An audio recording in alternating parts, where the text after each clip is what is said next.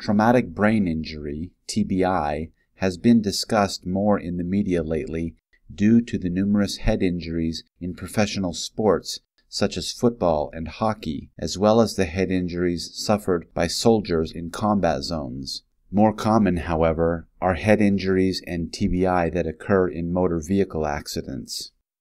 Although I served in the Army, parachuting from airplanes and detonating explosives, I was never seriously injured during my service.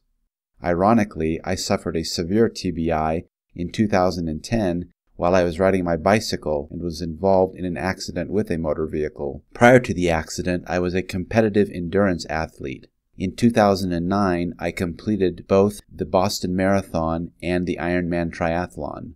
Since suffering a TBI, I have not been able to compete at the same levels. Prior to my accident in 2010, I ran the National Half Marathon in 1 hour and 23 minutes.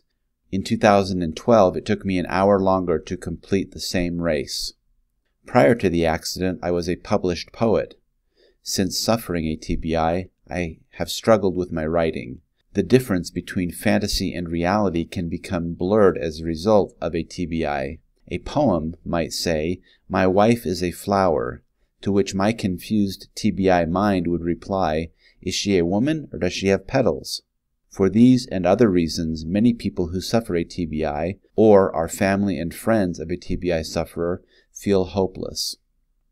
Regardless of my TBI, I am a great believer in hope.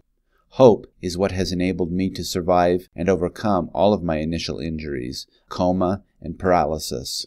Hope is what has enabled me to return to school in pursuit of an MFA in screenwriting. Hope is what has enabled me to engage in a meaningful relationship with my new wife. We met and married about 1.5 years after the accident. Hope is what has enabled me to bring 2 new daughters into this world with my wife. Our first daughter's middle name is Hope.